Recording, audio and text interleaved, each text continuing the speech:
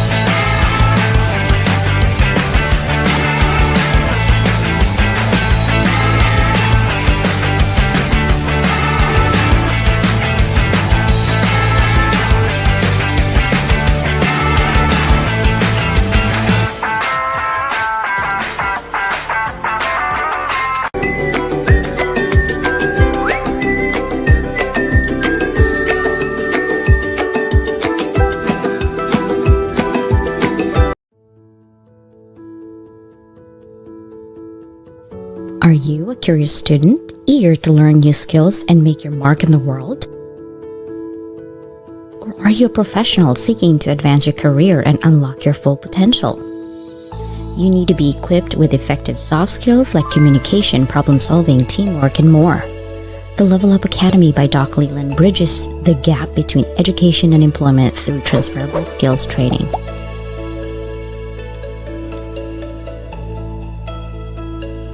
Get the soft skills you need to be more effective at work.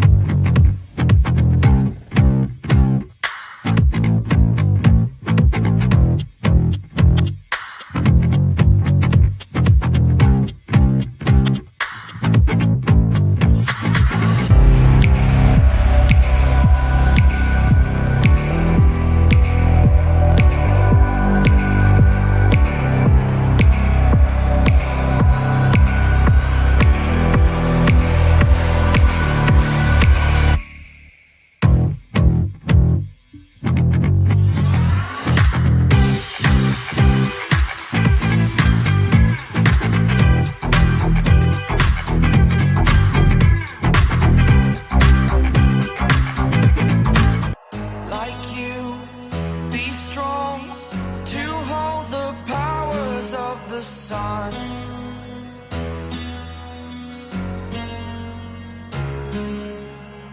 To dream, believe in strength. Now I'm the only one, only one.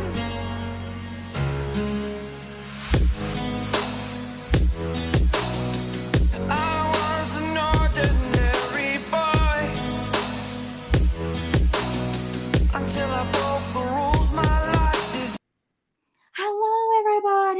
welcome to today's show. I'm so excited. Yesterday, I kind of canceled my live for elevating my community because I wanted to address this summit on October 12, 13, and 14. If you missed it yesterday, no worries.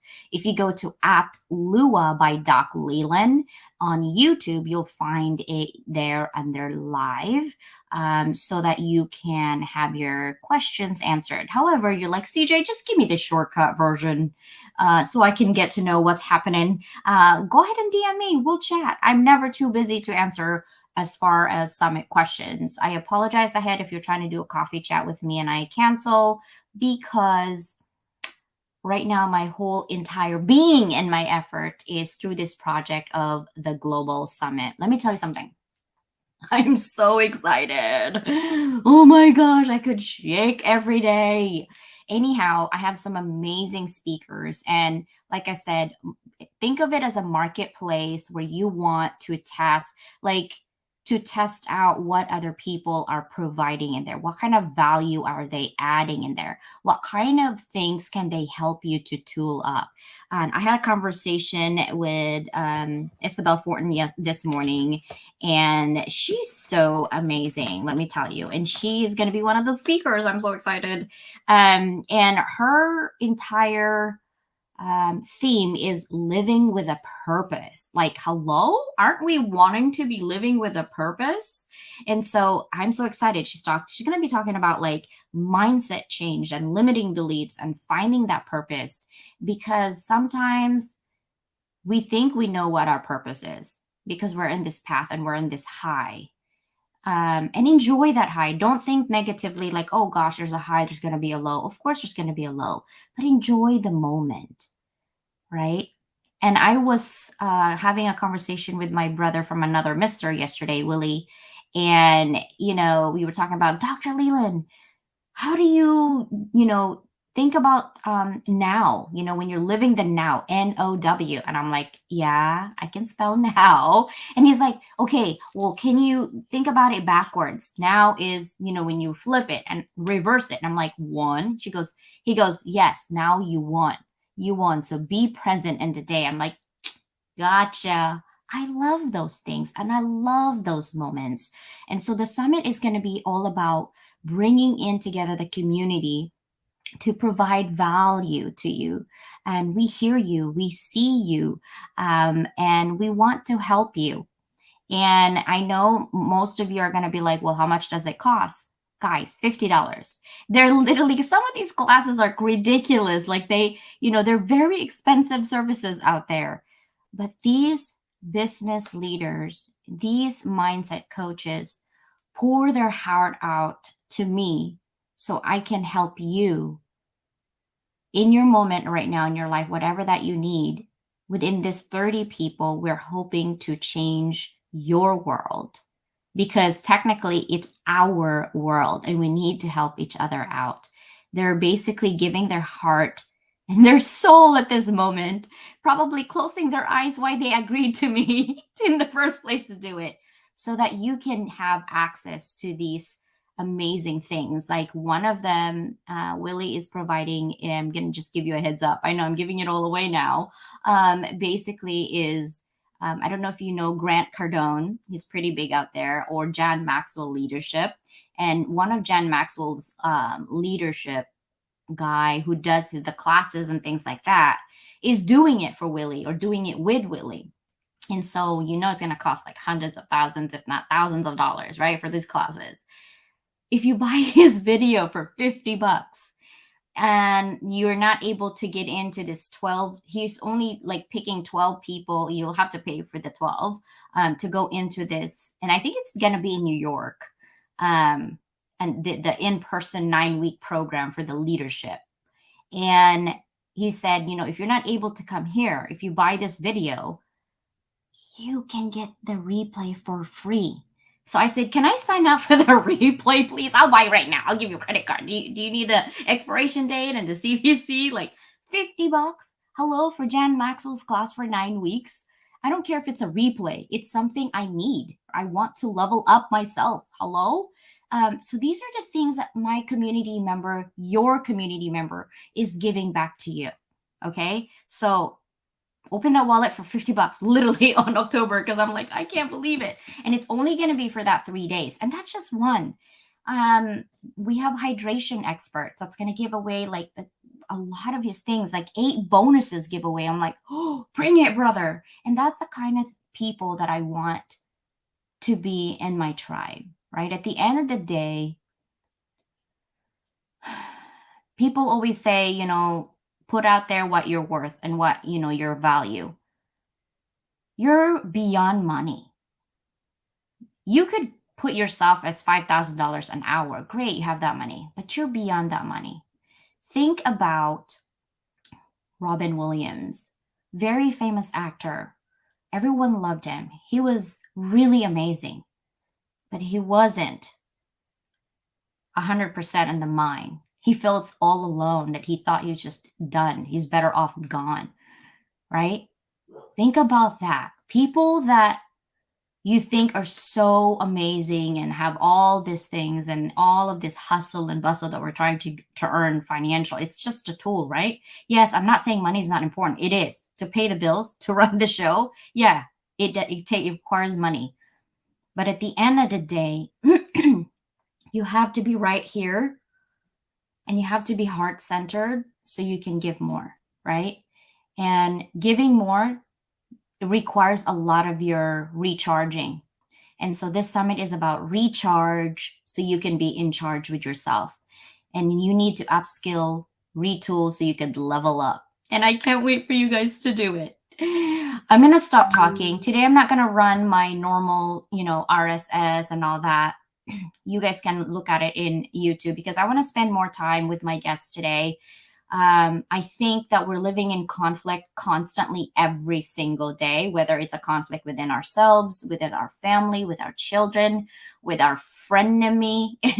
Like, I thought she was my friend. Wow, she was giving me some fighting words today, right?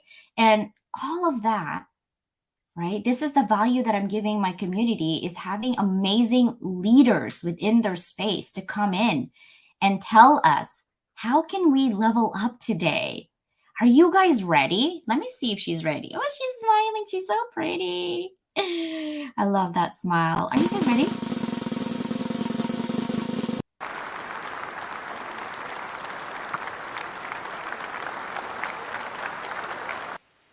How are you, Leslie?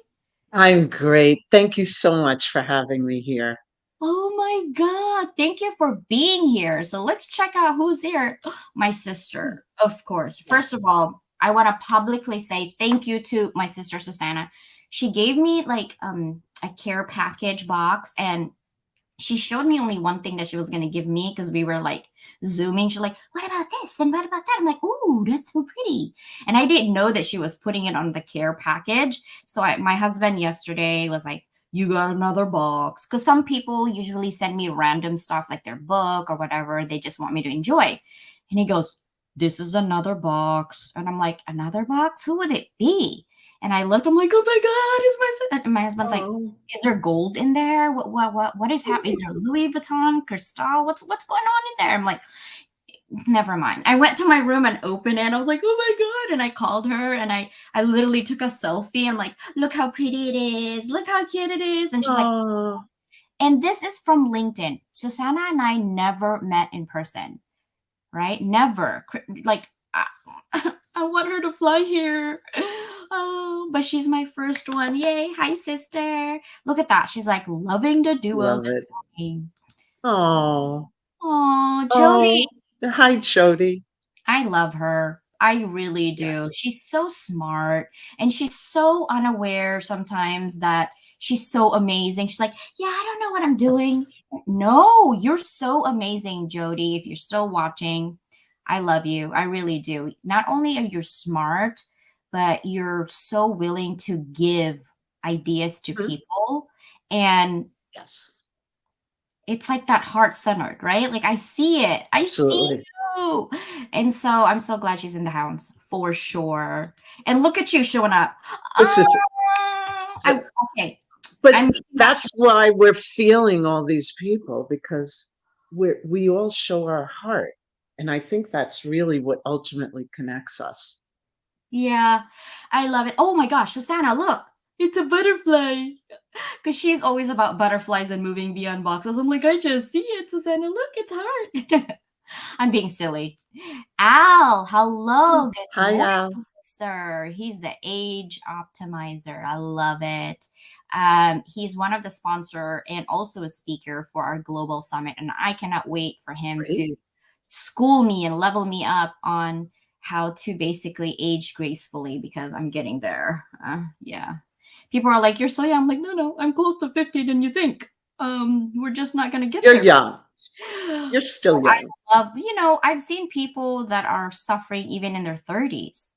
Good. I have a cousin who's in her 20s and she's having issues, and I'm like, "Girl, get off your butt and start walking just for 2 minutes." 2 minutes. Absolutely.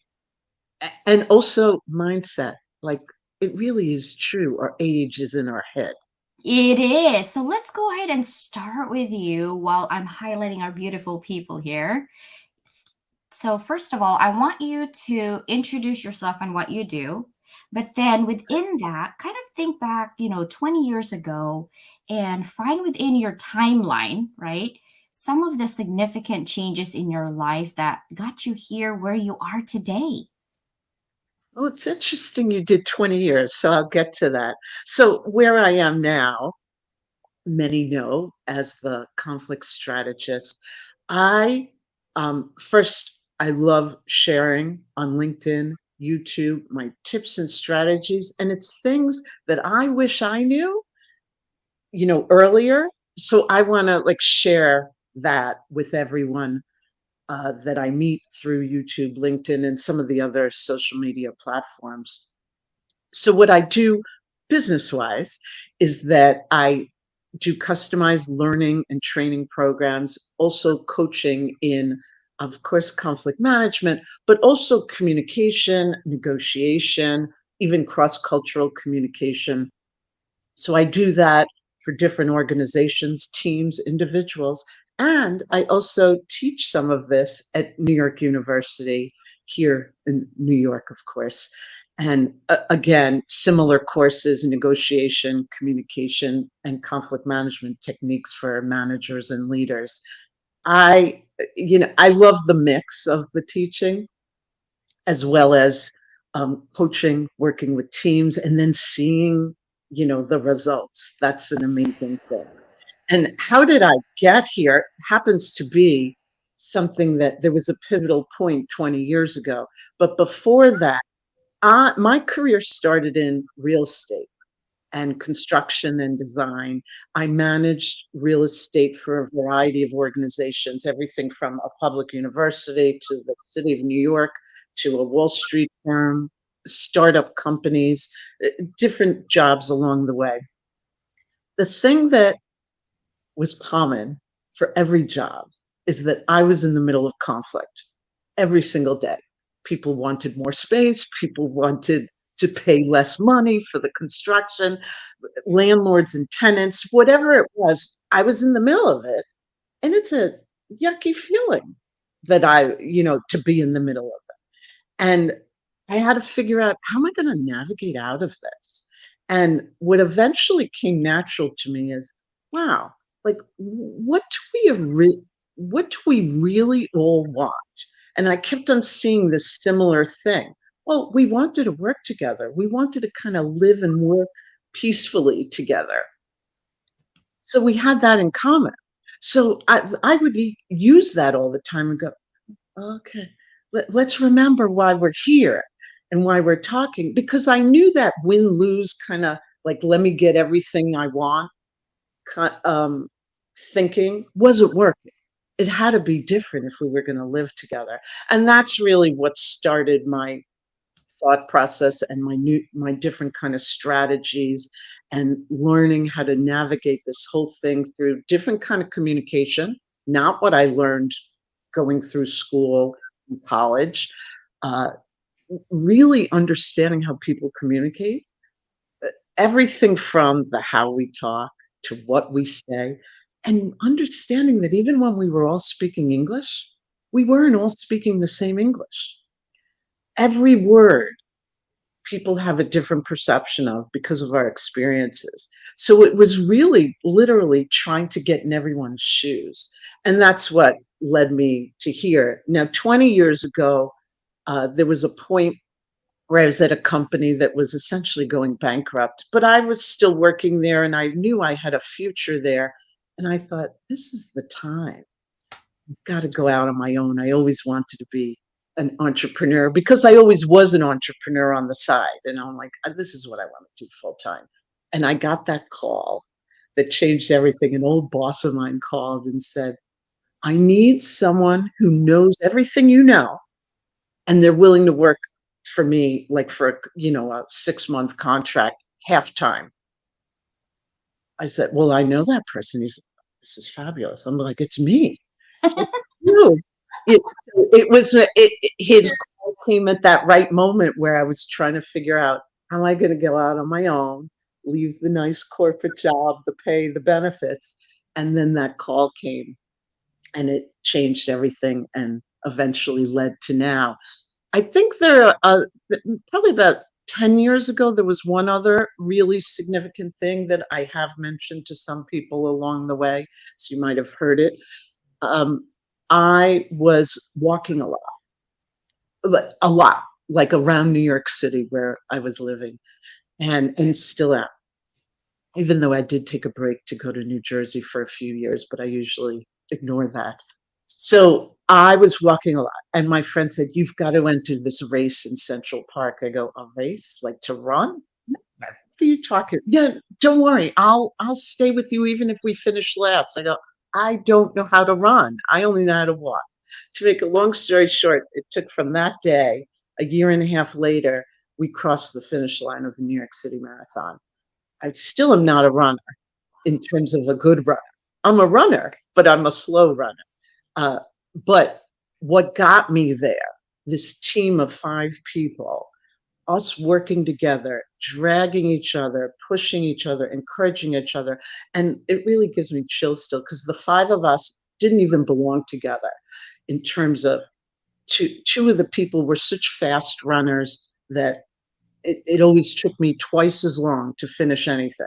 Like literally at the New York City Marathon, they finished 4 hours ahead of me. But we stuck together, we encouraged each other, and it didn't matter who was faster or slower. And that whole dynamics of how the team worked, but also convincing myself that like mindset matters so much more than what my legs were telling me to do. They were done. I could tell you exactly what mileage when they were done.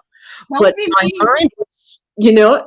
mind, and then I realized this needs to be weaved into everything I do, that our mindset really leads us. It's not always what we think we can do physically or intellectually, but if I tell myself, I can do this, or let me relate it to conflict. If I know there's a solution, even when I don't know what the solution is, I'm going to find it. Mm-hmm. But if I'm defeated and go, this is really challenging, I don't think we're ever going to figure this out. Well, we're never going to figure it out. So I changed that thinking of believe there's a solution, even when we can't see it, I can't find it. I've worked really hard. I'm still going to go find it again. I'm going to keep looking and work together. And that's what I really try to translate and provide that experience to, whether it's students, whether it's people who've hired me through coaching, or whether I'm doing training, that the mindset is going to get us there. I'm so glad you said that because I just reflected on. I'm writing my memoir right now. I actually got pushed based on the most recent Rattled Awake reflection that I did about increase in Asian American student suicide because of academics. It's still happening today.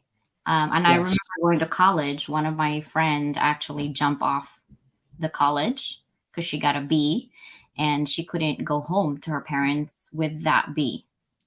in Asian cultures, you don't know, A minus is an F. So either you get an A or perfect, or don't come face the family. That's the pressure that we get. Even today, there's an 8-hour exam in Korea, and depending on what your score is, and depending if you pass or not, the rest of your life depends on that score. The rest of your life. Okay, that's how much pressure these students are.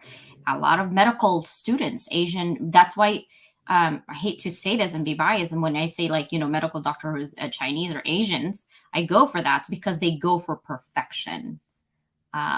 Because it's embedded in our DNA, I swear, in our culture, right? It's just pushed. It's like there's no limits. You got to get going.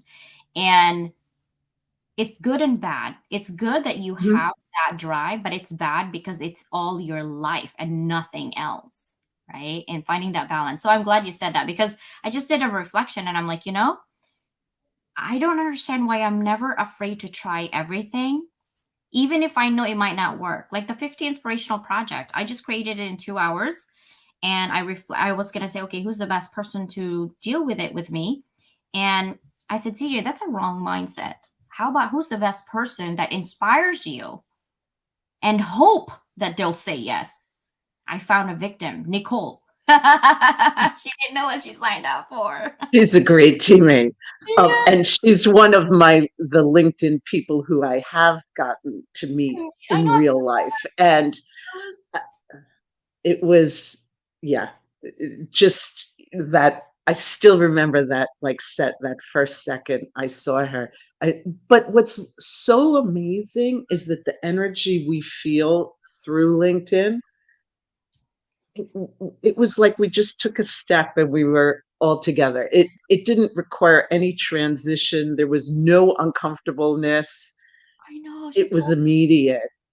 Yeah, and the sisters and I, that means supportive sisters, Yes. Santa, myself, Nicole, and Christine Jones, we're having a little, like, save money bucket for sisters, so we can actually I'm hoping, I'm convincing them to come to San Diego. There's more to do here, in a beautiful city. And I said, come here. We just spend the weekend, we whatever. So we're hoping to do that, right? But literally, I found a victim, and Nicole's like, "Yep, I'll sign up." And I'm like, "Ooh!" In the back of my head, she does not know what she just signed up, but okay. Sure. And but it was so amazing. And I'm reflecting. I have a global summit coming up, and there's a lot of loopholes, and there's a lot of things that I'm like, I'm so frustrated. I can't figure it out, and I'm like, you know what? It doesn't matter, because it's still gonna go through. I'm gonna push through, and it's gonna come out fine. And that mentality that you said about mindset really translate to also conflict.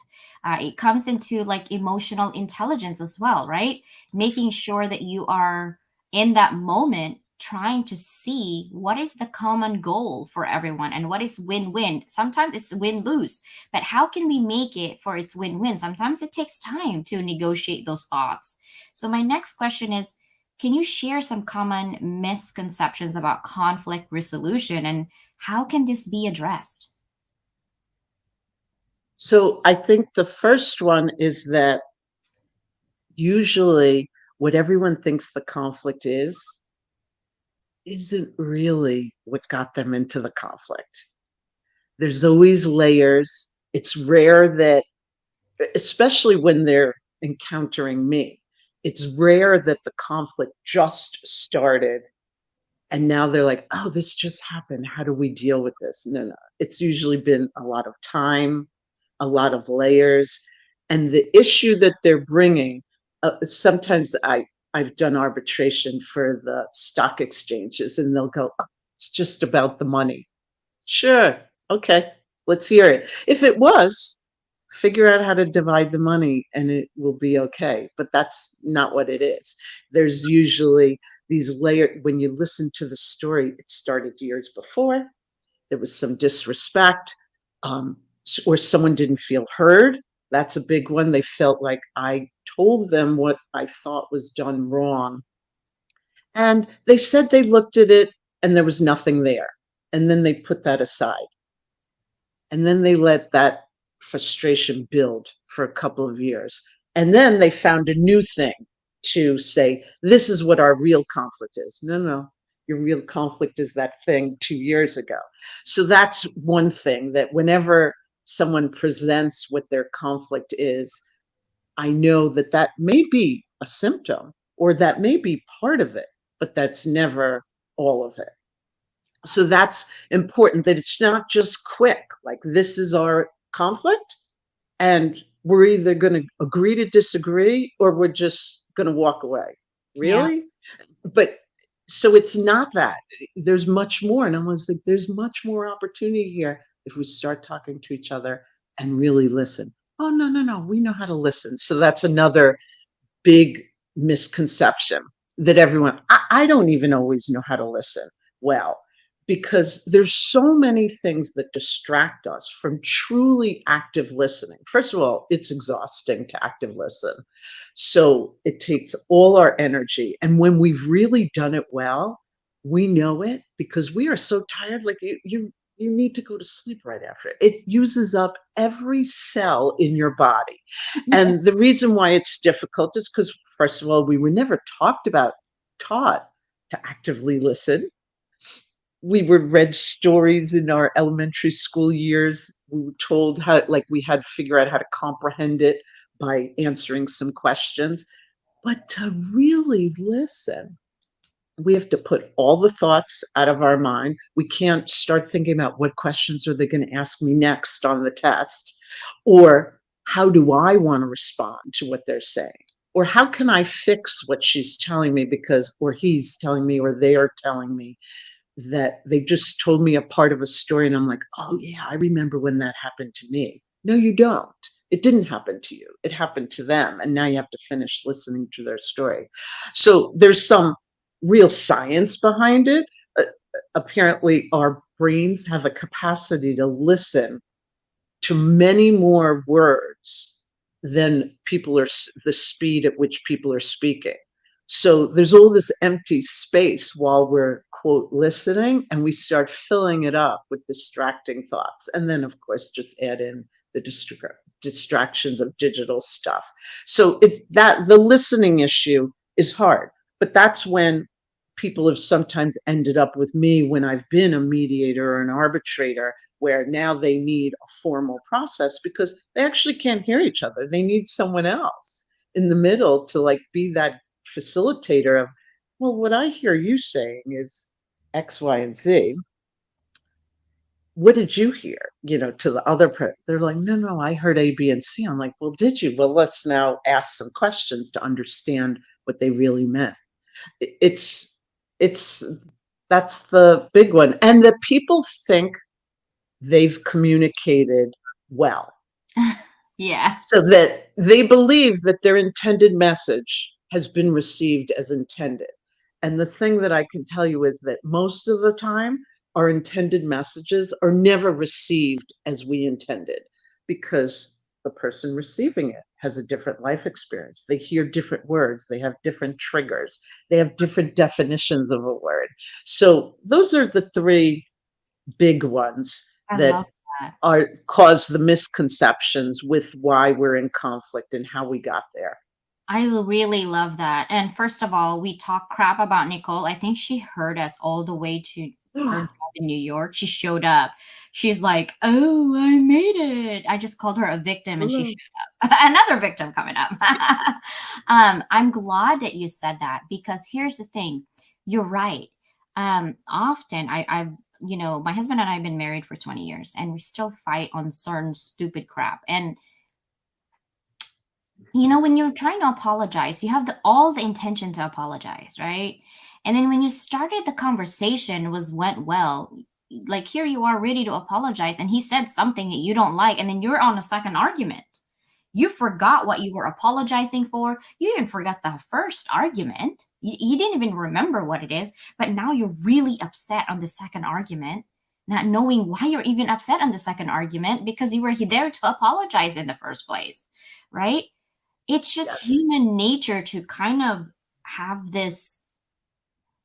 It's not to me it's a mixture of like ego and your 1,000-mile thoughts in your mind, poor listening, and also I feel like your emotional state has to do with how you react.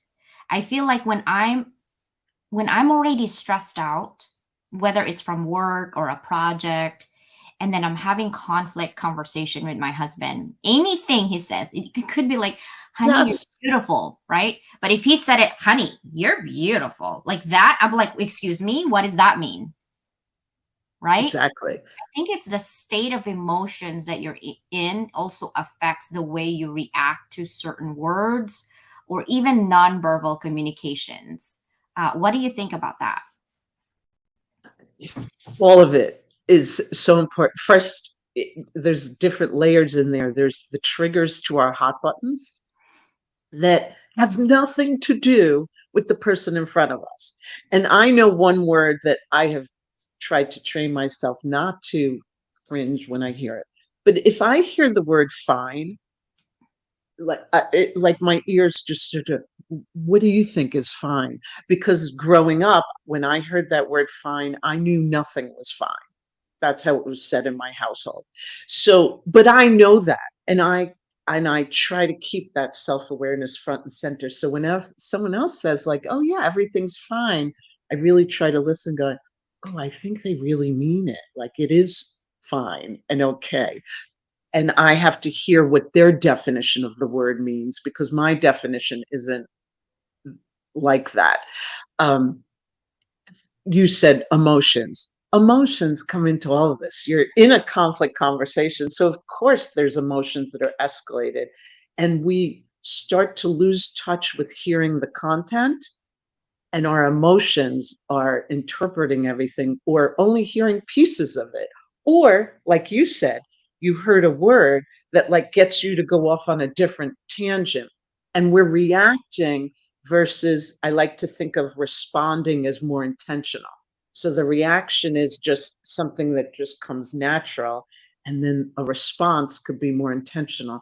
And we're not used to taking pauses, even now when we hear a pause, we tend to fill the space. So if I take a break, now we're good at this, so you're not doing it. But with some people, if I talk to them and I leave a pause, they fill my pause. Like, no, no, I'm pausing either emphasis for thinking of what I want to say next. We're just not accustomed to it when we chat, especially in personal relationships. We're used to like the back and forth. I mean, we've probably all experienced it. You go to have dinner or a meal with a family that you don't know well. You might know one of the people, and there's a whole different kind of communication going on.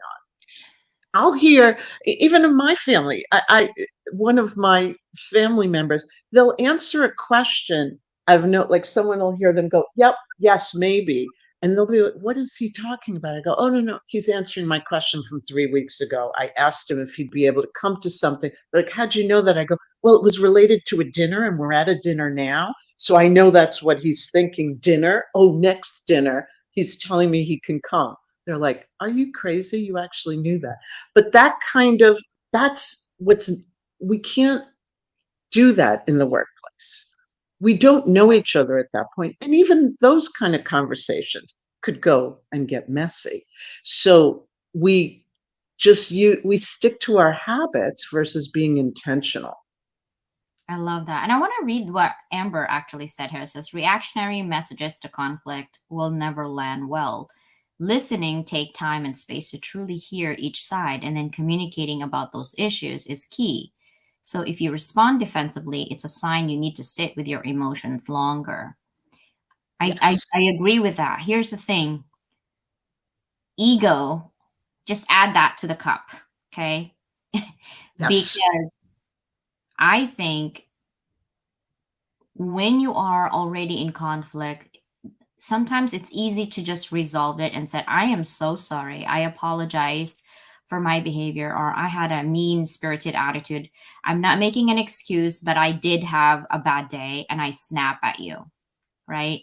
And so when you start with, I'm sorry, I apologize, you're taking accountability for your own actions. Yes.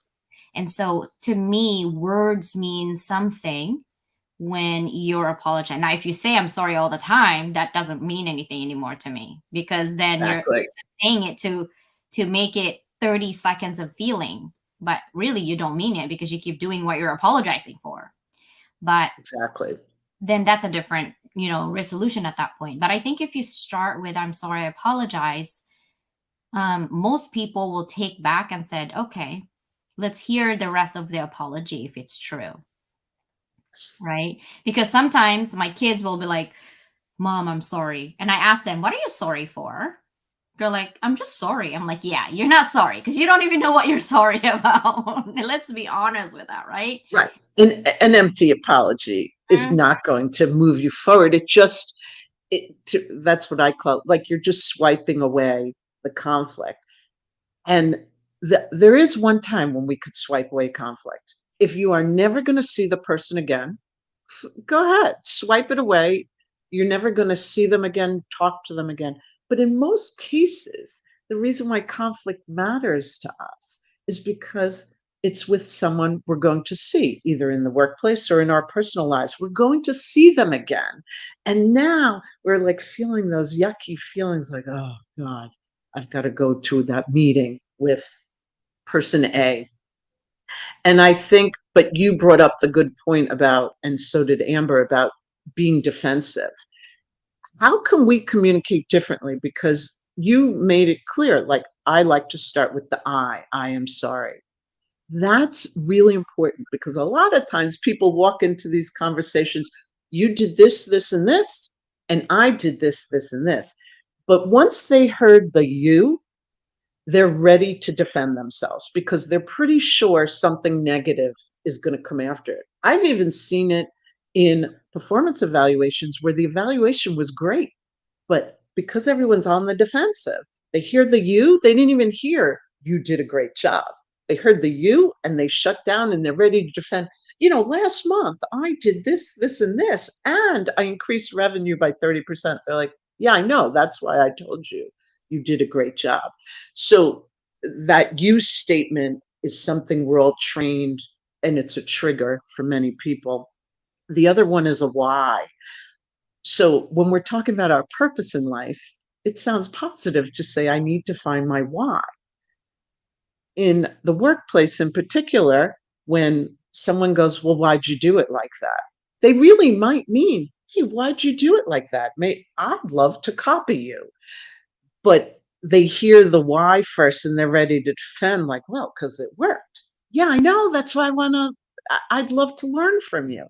But the why, especially in the workplace, creates this defensiveness. And once the defense is up, then we're not being open, we're not trusting, and it breaks down the communication. We're really not sharing. And we've already got enough stuff that's preventing us from sharing, like you mentioned ego earlier.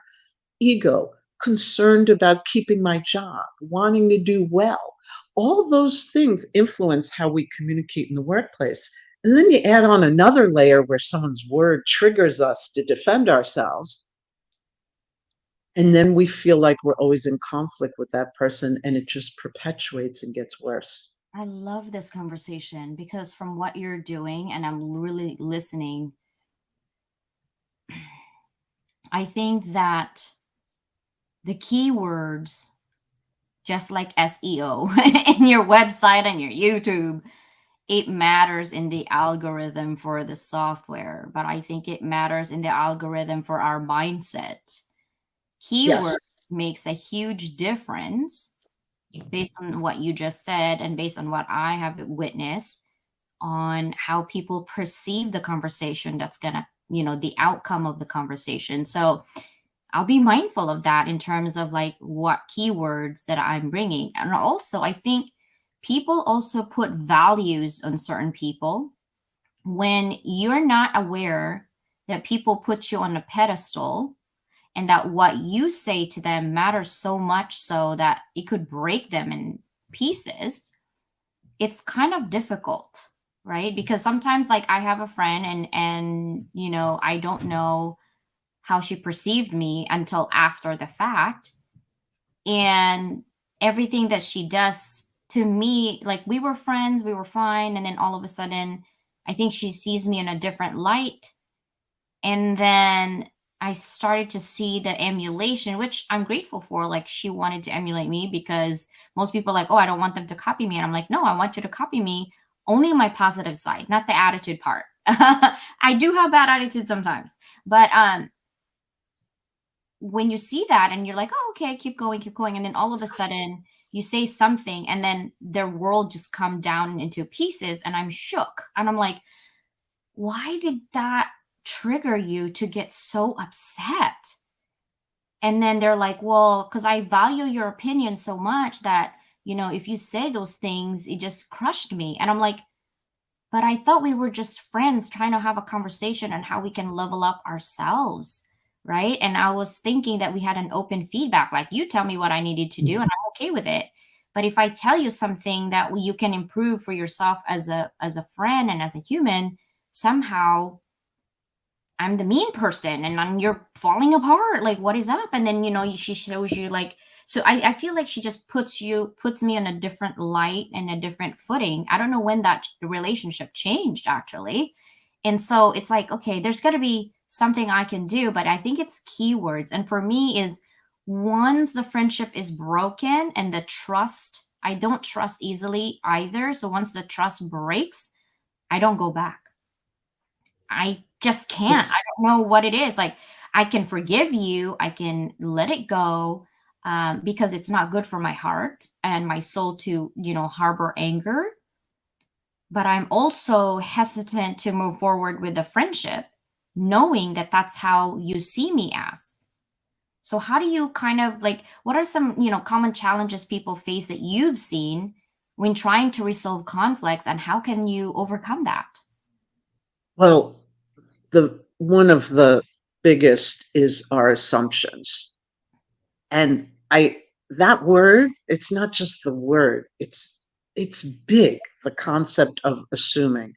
We like I try to remind myself to stop it. We assume we know about that person. And we're not like sitting there going, yep, I know this, and I know that they're this type of person. We don't even know we're assuming. And we make judgments based on what we saw, what we've observed, what we heard, what we read. That's not the whole story. We don't know the whole story. And I don't mean just a story that there was an incident, just about that person. And I'll use an example. There'll be a team, and I'll find out they're not working well together. Let's figure it out. Let's figure out where did we start? And so much of it was the assumptions, like at that first and second meeting together, and how someone acted in the conversation or didn't act. So the quiet one might be misjudged for being aloof, like, yeah, they don't think we're saying anything important because they're not responding. Or the person who's just taking over and saying, nope, I don't like that idea. I have a different idea. They sound like they won't listen. And there's all these assumptions being made because also no one ever takes the lead. Like I don't have to be the team leader to take the lead in communication, to sit there and like summarize or ask or give other opportunities for people to provide input, because that's what we forget. We're all, and you and I being educators know this. There's all different types of learners. Everyone learns at a different speed. We have to provide that flexibility at work too, no matter how rushed we are. And let's not assume what's happening. So that's a big one that we assume. And we also assume we know what someone said or wrote.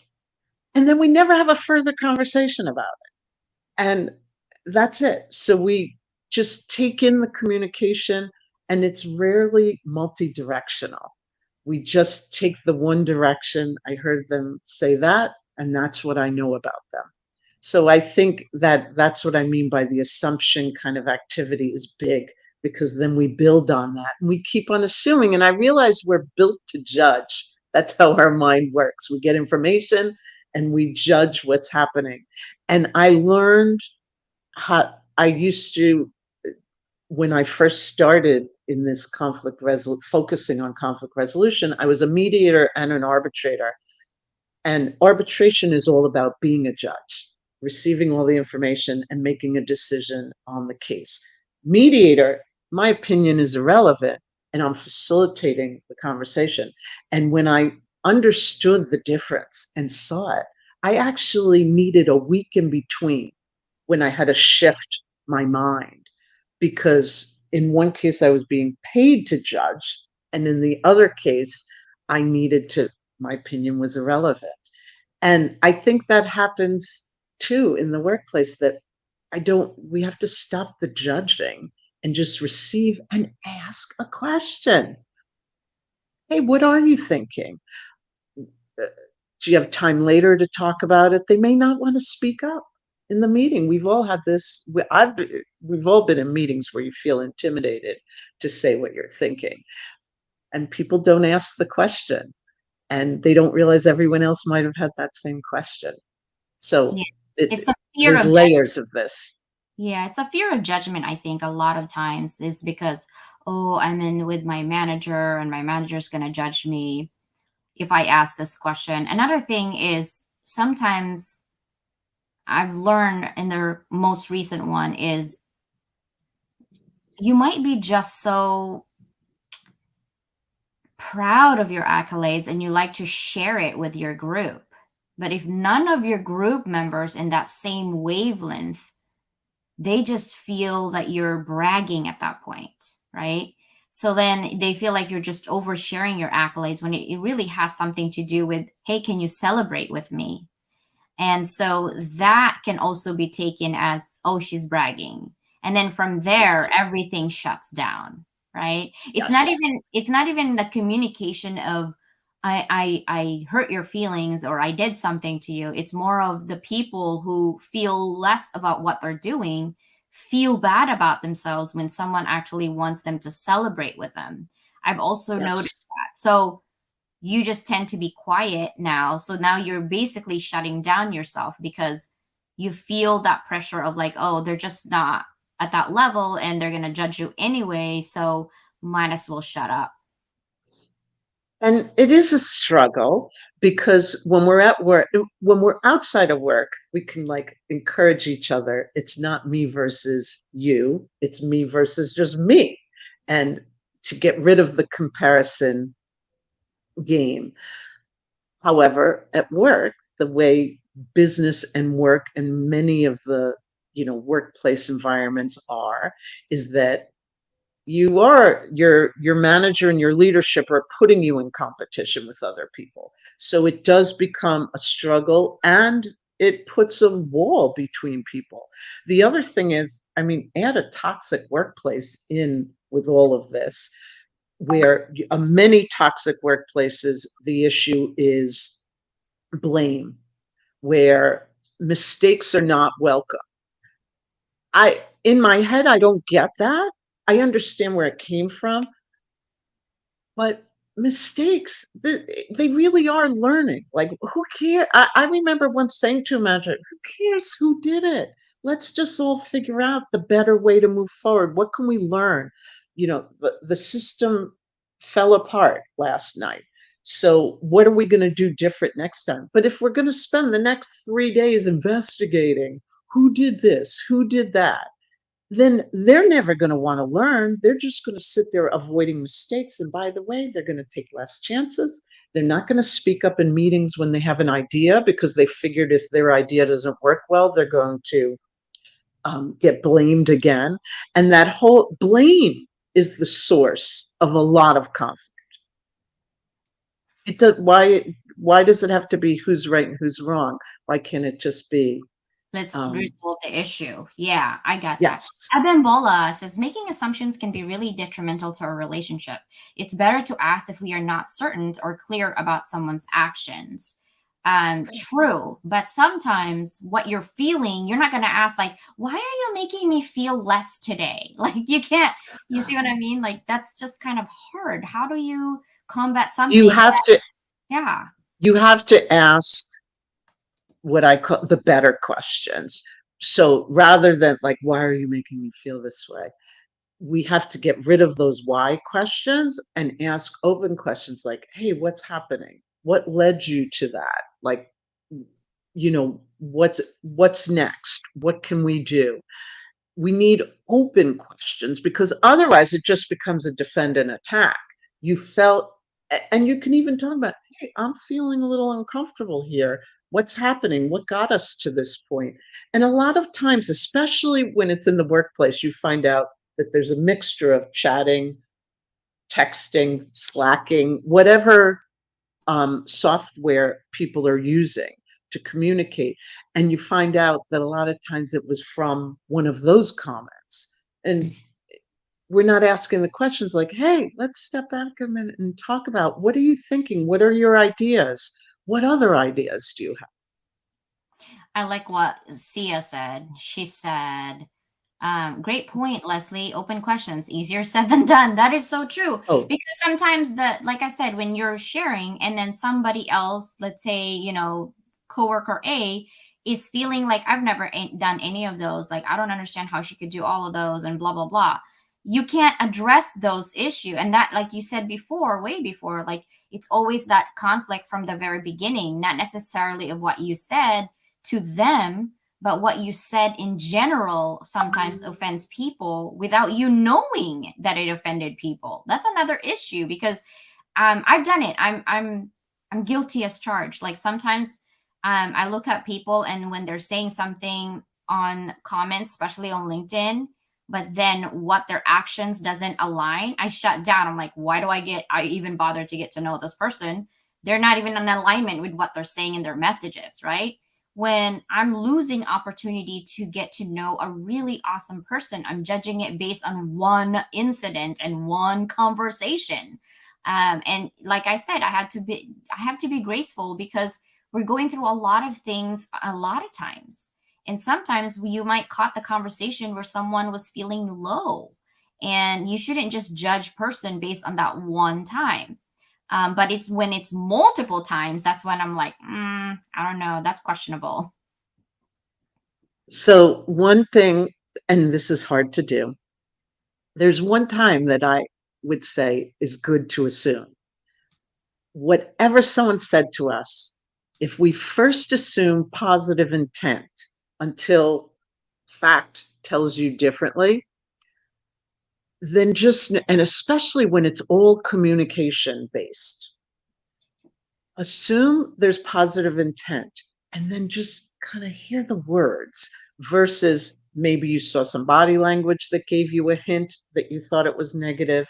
You had an emotion that was negative.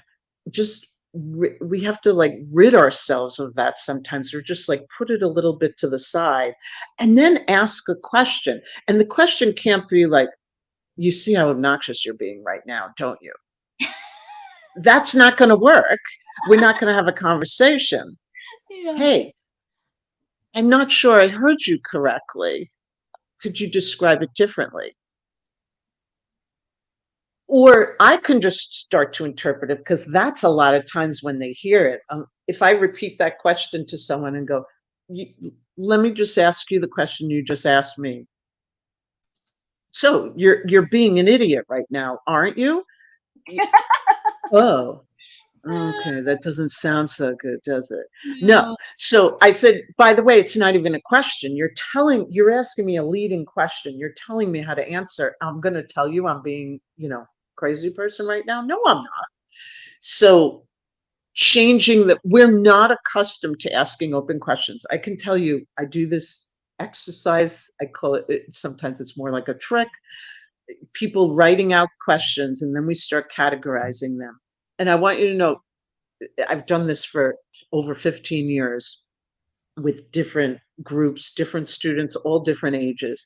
The percentage of focused and closed questions, and focus being like very, the yes and the no, the closed, the leading, more than 75% of their questions will all be closed. Some will be focused, which can be an open question, but it's very directed, like versus me going, hey, what's happening?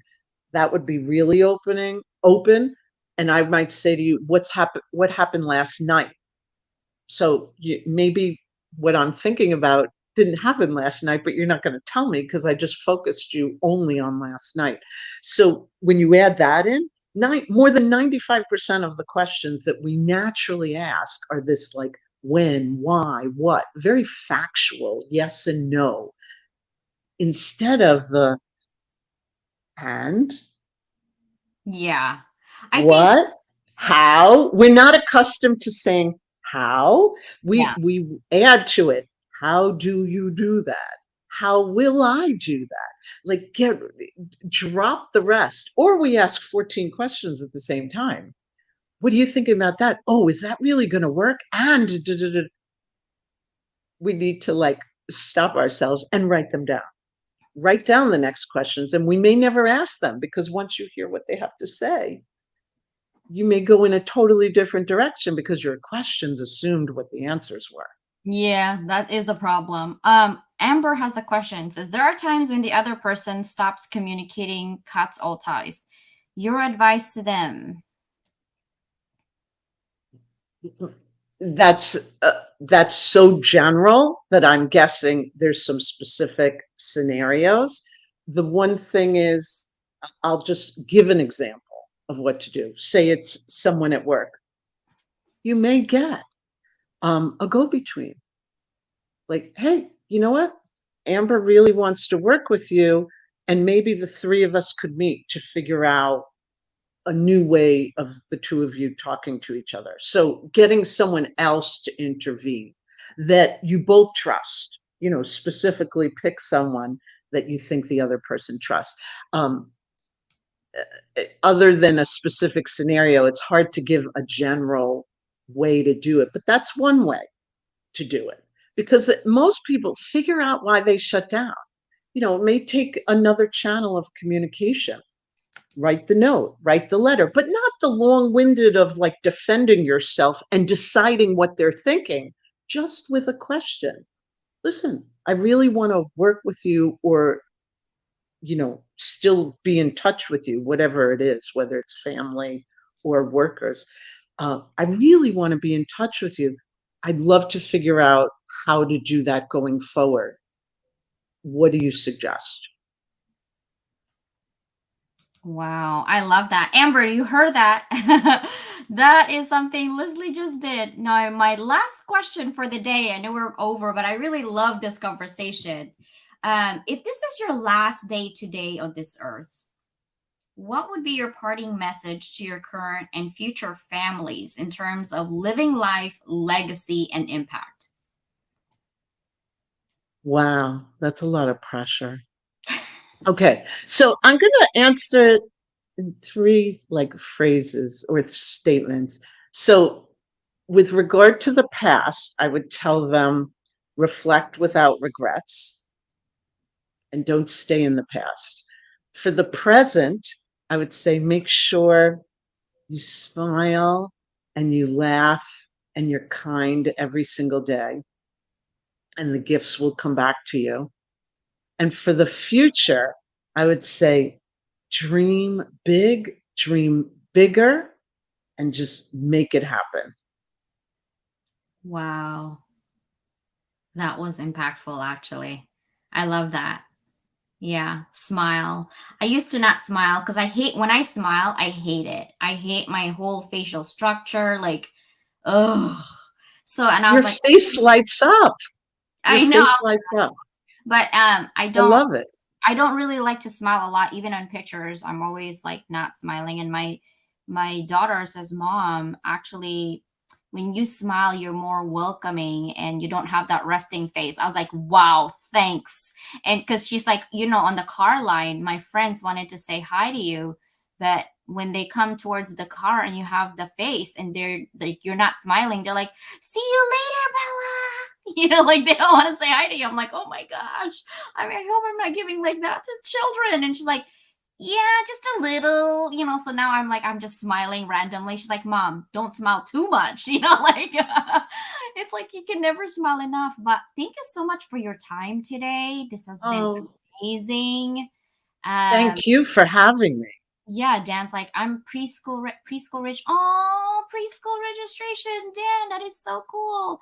He's in our YouTube right now. Haseen was also on our YouTube, so this was amazing.